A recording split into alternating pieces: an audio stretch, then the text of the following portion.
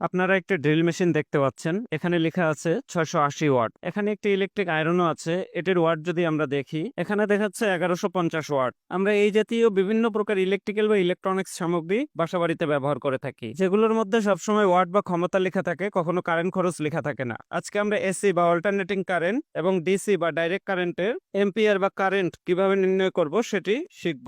AC current সাধারণত আমরা সকলেই চিনি, যে কারেন্ট ধরলে আমাদের শক করে সেটি হলো এসি কারেন্ট।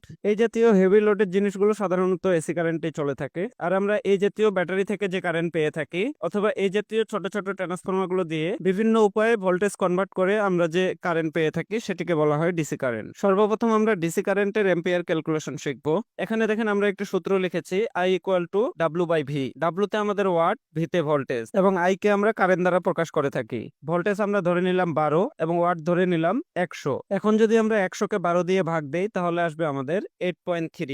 এটি হলো আমাদের কারেন্ট খরচ অর্থাৎ এম্পিয়ার। এই সূত্রটি শুধু ডিসি ভোল্টেজের ক্ষেত্রে প্রযোজ্য।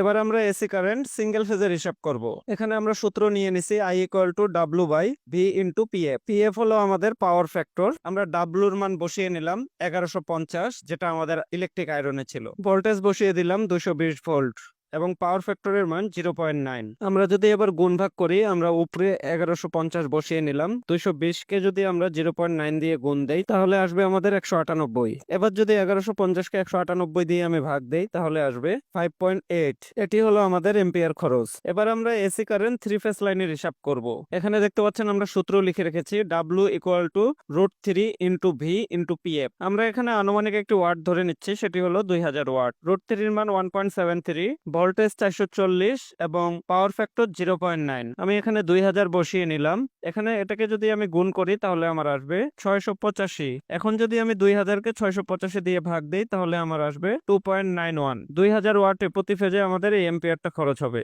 মনে রাখবেন, এটা থ্রি ফেজ লাইনের সূত্র এবং এটি হলো সিঙ্গেল ফেজ লাইনের সূত্র।